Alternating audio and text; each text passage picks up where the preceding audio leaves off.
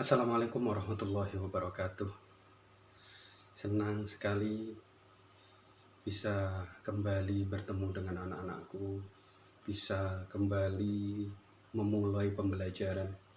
Itu mungkin pembelajaran pada saat-saat yang sangat sulit anak-anakku. Kita semuanya tahu kita berada di masa pandemi, masa musibah, yaitu masa meluasnya virus COVID-19.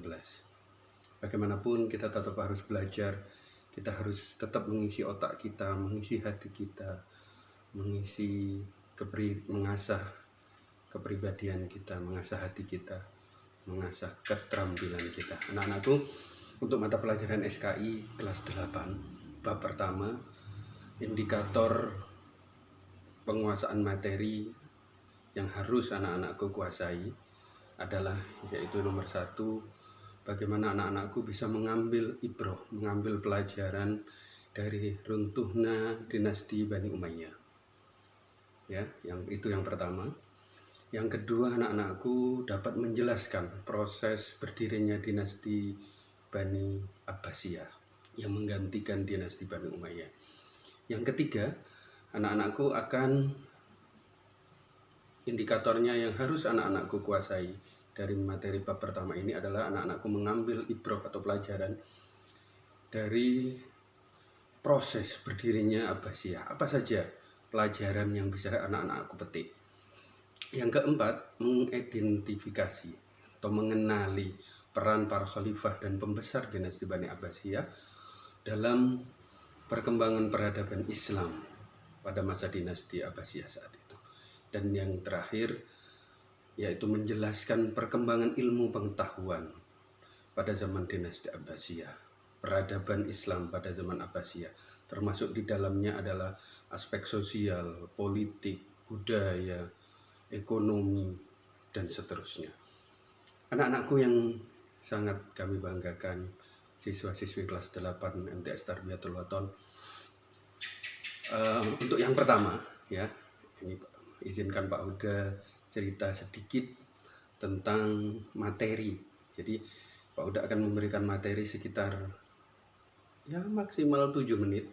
Nanti anak-anakku akan saya berikan kesempatan untuk mengeksplor, membaca sendiri, melihat film, terus menganalisa gambar dan lain sebagainya. Yang pertama, materinya adalah tentang keruntuhan dinasti Bani Umayyah. Kenapa dinasti Bani Umayyah yang didirikan oleh Umayyah bin Abi Sufyan itu berumur hanya sangat pendek, hanya 90 tahun saja, dari tahun 41 Hijriah sampai 1132 Hijriah atau 661 Masehi sampai 750 Masehi. Anak-anakku yang saya banggakan, sebab keruntuhannya adalah nomor 1, figur khalifah yang lemah. Di belahan bumi manapun, di negara manapun, kalau khalifahnya, pemimpinnya lemah, ini adalah musibah yang bisa mengakibatkan kemunduran dan juga yang nanti berujung keruntuhan daripada dinasti tersebut. Yang kedua adalah perebutan kekuasaan antara putra mahkota, antara pembesar-pembesar dinasti Bani Umayyah itu sendiri. Penyebabnya apa? Beberapa khalifah itu mengangkat putra mahkota lebih dari 1. Begitu diangkat putra mahkotanya, yang kedua protes, digantikanlah oleh yang lain. Demikian sehingga tidak tercapai kestabilan politik pada waktu itu. Yang ada adalah pergantian, terus gonta-ganti kekuasaan. Yang ketiga adalah gaya hidup khalifah yang mewah. Kita tahu bangsa Arab, mereka tinggal di negeri yang tandus, jauh dari peradaban. begitu mereka berkuasa di Damaskus, mereka bersentuhan langsung dengan sisa-sisa peradaban Romawi, dengan kemewahan-kemewahan bangsa Romawi. Mereka kemudian meniru kebiasaan orang-orang pembesar-pembesar bangsa Romawi. Ini menjadikan umat Islam yang terbiasa zuhud, wara' dengan kesederhanaan, melihat orang-orang khalifah-khalifah, pembesar-pembesar di dinasti Bani Umayyah yang ada di Damaskus begitu berfoya-foya, begitu mewah. Mereka kemudian ada kekecewaan dari masyarakat semuanya, menganggap pemimpin-pemimpin dinasti Bani Umayyah ini tidak amanah, tidak melaksanakan agama dengan sebaik-baiknya.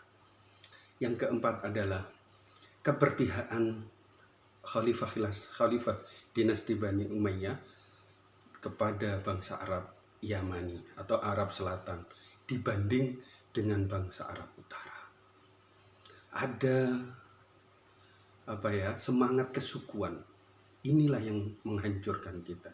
Kalau sudah mengedepankan suku, kelompok yang satu dibanding kelompok yang lain, inilah yang akan menghancurkan kita. Dinasti Bani Umayyah hancur karena ini. Yang kelima adalah adanya pertentangan, adanya rivalitas, adanya persaingan antara Arab asli dan Arab Mawali. Arab asli adalah orang-orang Arab yang sudah masuk Islam dari awal. Mereka diwakili oleh bangsa Quraisy, Al-Ansor dan lain sebagainya. Dengan mereka yang disebut Mawali. Siapa Mawali? Mawali adalah mereka orang-orang yang berduyun-duyun masuk Islam dari tanah-tanah yang baru ditaklukkan oleh orang Islam. Siapa mereka? Mereka dari bangsa Mesir, bangsa Koptik Mesir, mereka yang tadinya tidak mengetahui Islam akhirnya masuk Islam. Bangsa Persia, bukan asli Arab, tapi mereka kemudian masuk Islam dan lain sebagainya.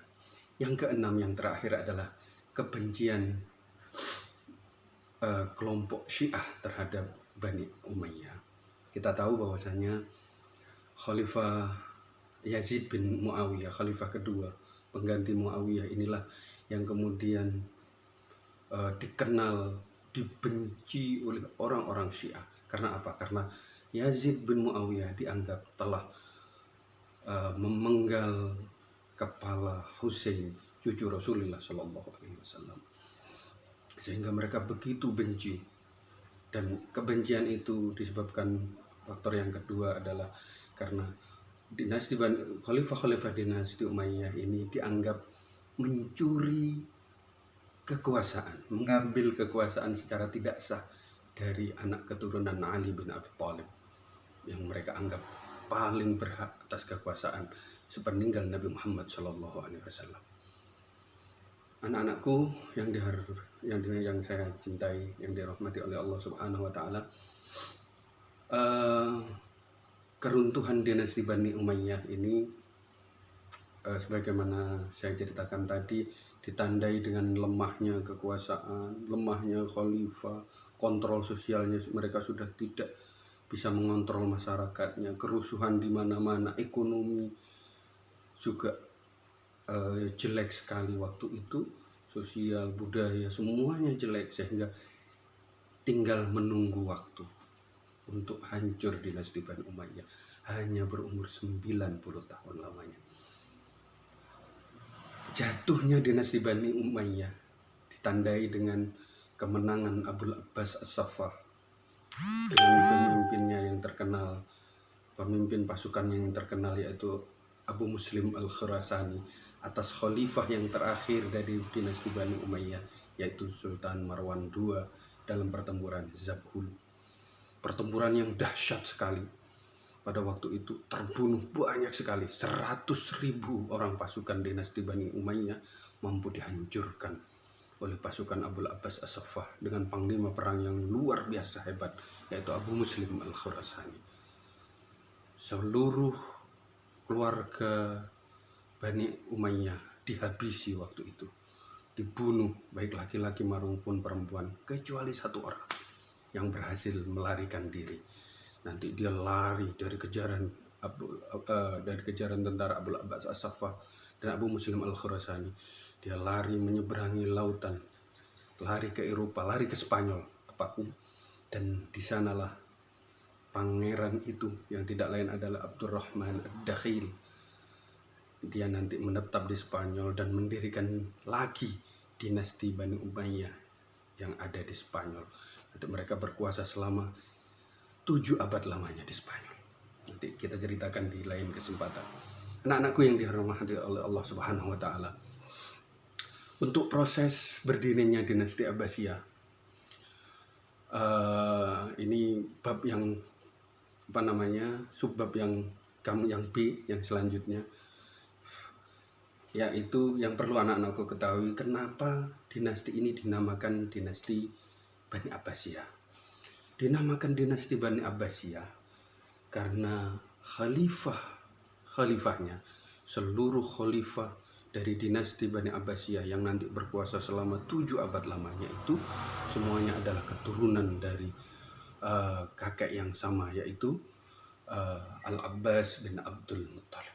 Siapa Al-Abbas? Al-Abbas adalah paman Nabi Muhammad SAW, amun Nabi atau paman, walaupun tidak berarti paman ya, kalau di Indonesia bisa diartikan pakdinya Nabi Muhammad SAW, Al-Abbas. Anak-anakku yang dirahmati Allah Subhanahu wa taala, khalifah yang pertama atau yang mendirikan dinasti Bani Abbasiyah, orang yang berjasa menyingkirkan dinasti Umayyah, tidak lain tidak bukan adalah Abul Abbas As-Saffah. Dialah yang nanti menjadi khalifah yang pertama. Tetapi sayang, Abul Abbas As-Saffah ini berumur cukup pendek, hanya sekitar 33 tahun umurnya. Tapi dia kemudian sakit, meninggal dunia dan digantikan oleh adiknya yang bernama Abu Ja'far Al-Mansur.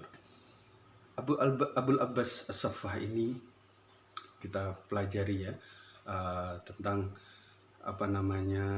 bagaimana proses Abul Abbas As-Saffah dalam mendirikan dinasti Bani Abbasiyah.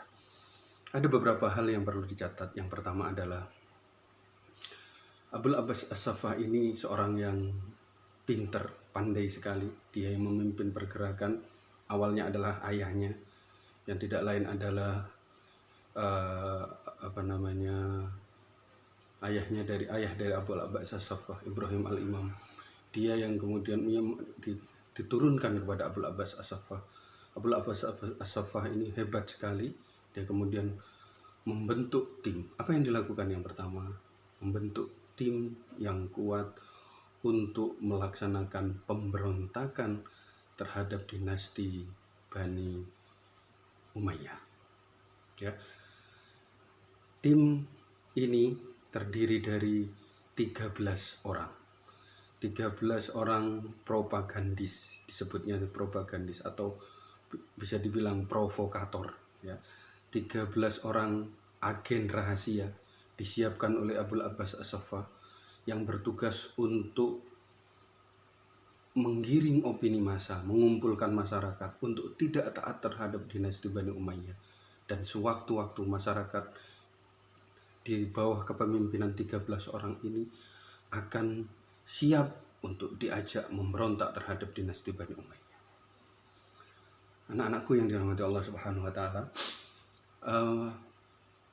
Abul Abbas As-Saffah dan sebelumnya adalah Muhammad bin Ali, ayah dari Abul Abbas As-Saffah ini, tokoh Abbasiyah yang berjasa ini, menjadikan untuk memulai pergerakan mendirikan dinasti Bani Abbasiyah.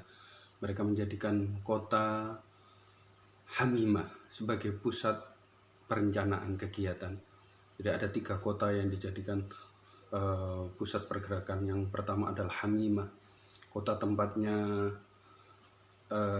si pemimpin yaitu Muhammad bin Ali dan juga Abul Abbas As-Saffah, yaitu kota Hamimah. Yang kedua adalah Kufah, kota Kufah sampai sekarang masih ada di Irak sana. Hamimah juga di Irak. Kota Kufah ini sebagai kota penghubung Dan yang terakhir adalah Khorasan, juga ada di Irak sekarang. Kota ini sebagai pusat pergerakan langsung. Di kota Khorasan ini ada seorang pemimpin hebat, namanya Abu Muslim Al-Khorasani. Al-Khorasani berarti dia asal dari Khorasan. Anak-anakku yang dirahmati Allah Subhanahu wa Ta'ala, seperti saya ceritakan tadi, Muhammad bin Ali mengangkat 13 orang, ya, 13 orang sebagai propagandis, sebagai teamwork, memilih orang-orang yang hebat, jumlahnya banyak, mereka satu visi, satu pergerakan untuk tujuan yang sama. Ini yang penting, ya. Kalau memulai sesuatu, pilihlah. Kalau memiliki tujuan yang hebat, kamu memiliki rencana yang hebat, harus memiliki tim yang kuat. Ini yang dilakukan oleh Muhammad bin Ali dan Abu Abbas As-Saffah. Dia juga yang kedua yang dilakukan selanjutnya adalah memilih tempat yang tepat, yaitu Hamimah, kota-kota yang besar, Hamimah, Kufah, dan Khorasan. Ini membutuhkan kejeniusan, pinter membaca kesempatan, pinter membaca potensi anak buah, pinter membaca potensi daerah, ya. Dan yang terakhir adalah menunjuk panglima atau pemimpin yang hebat. Ini ada dalam diri Abu Muslim Al-Khorasani. Diangkatlah pemimpin yang hebat, yang dicintai oleh masyarakatnya, diangkat jadi pemimpin, diangkat menjadi pemimpin pergerakan untuk memuluskan usaha mereka untuk menggulingkan dinasti Abbasiyah, dinasti Bani Umayyah. Anak-anakku yang dirahmati Allah Subhanahu wa Ta'ala. Dan yang terakhir dari materi kita adalah mengidentifikasi peran dari para khalifah atau pembesar dinasti Bani Abbasiyah dalam mengambangkan peradaban Islam. Ya, ini ceritanya panjang. Pak Uda hanya mencerita satu orang saja sebagai muqaddimah, yaitu Abu Ja'far Al-Mansur. Siapa itu Abu Ja'far Al-Mansur? Yang saya ceritakan tadi, Abu Ja'far Al-Mansur ini adalah bisa dibilang pendiri sejati dari dinasti Bani Abbasiyah. Dia menggantikan saudaranya, yaitu Abu Abbas As-Saffah yang meninggal muda. Abu Ja'far Al-Mansur naik tahta menjadi pemimpin saat umurnya masih muda, sekitar 37 tahun. Dia mendirikan kota Baghdad. Awalnya ibu kota dinasti Bani Abbasiyah itu bukan di Baghdad, tetapi di Ambar. Sempat dipindahkan ke Hamimah, tapi kemudian Abu Ja'far Al-Mansur melihat, saya harus mendirikan kota yang luar biasa kuat, yang hebat, yang yang kuat, yang jauh dari jangkauan musuh sebagai pusat peradaban Islam. Maka dari tahajudnya, dari mujahadahnya, minta petunjuk kepada Allah, dipilihlah satu tempat untuk sebagai tempat ibu kotanya yang baru, tempat yang benar-benar baru, yang tidak lain tidak bukan nanti dikasih nama sebagai Baghdad. Apa itu Baghdad? Dari dua kata Bagh dan Dad, pemberian Tuhan. Madinatus Salam, Darus Salam, atau tempat perdamaian, kota perdamaian, kota yang damai, kota yang indah, kota penuh ilmu pengetahuan, kota yang sejahtera, kota yang sangat sejahtera rakyatnya. Anak-anakku yang dirahmati Allah Subhanahu wa Ta'ala, kota Baghdad ini terletak di antara Sungai Tigris dan Eufrat. Ya, Sungai Tigris itu di dalam bahasa Arab disebutnya Dajlah, dan Eufrat disebutnya dari Nahrul Furat. Ya, kota ini hebatnya dibuatlah kota dengan desain yang luar biasa, belum ada sebelumnya, yaitu dengan berbentuk bulat, tidak bulat-bulat amat, tapi segi 6, ya, dengan 4 pintu utama, berbentuk bundar begitu, dikelilingi oleh tembok yang tinggi atau benteng yang tinggi, tebal, dan dijaga 24 jam. Ada 4 pintu. Yang pertama adalah pintu Babul Kufah karena mengarah ke arah Kufah. Yang kedua Babul Syam karena mengarah ke negeri Syam. Yang ketiga Babul Basrah karena pintunya mengarah ke Basrah.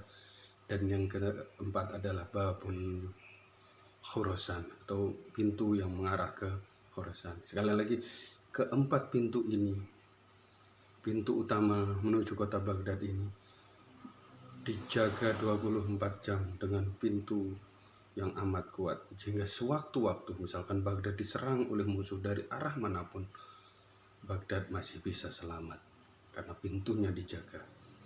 Dan dengan dikelilingi oleh sungai, anak sungai, yang sehingga orang-orang tidak bisa dengan mudah memanjat tembok kota Baghdad yang tinggi itu. Di tengah kota ada istana yang indah sekali, namanya Qasrul Zahabi atau Istana Emas. Istana, namanya saja Istana Emas. Anak-anakku bisa bayangkan kira-kira bentuknya yang indah sekali kayak emas. Istananya indah. Kota Baghdad ini dibangun oleh tukang atau pekerja yang konon jumlahnya sampai 100.000 orang. Bayangkan, zaman waktu itu penduduk masih belum terlalu banyak, tapi untuk membangun kota Baghdad yang indah itu, yang hanya sekitar 40 km persegi, itu membutuhkan 100.000 orang. Sebuah proyek yang luar biasa, membuat bangunan-bangunan yang indah. Di tengahnya ada lapangan, ada taman yang indah, ada masjid, ada pasar, jalan-jalan yang lebar, indah, lampu-lampu, disertai dengan pengairan yang indah. Ada tempat-tempat minum yang namanya sabil, ada istana, ada penjara, ada sekolah-sekolah yang indah, dan lain sebagainya, dan lain sebagainya. Anak-anakku yang dirahmati Allah Subhanahu wa Ta'ala, nanti akan kita lanjutkan dalam video selanjutnya tentang bagaimana kota Baghdad yang kita cintai. Ini saja. Assalamualaikum warahmatullahi wabarakatuh.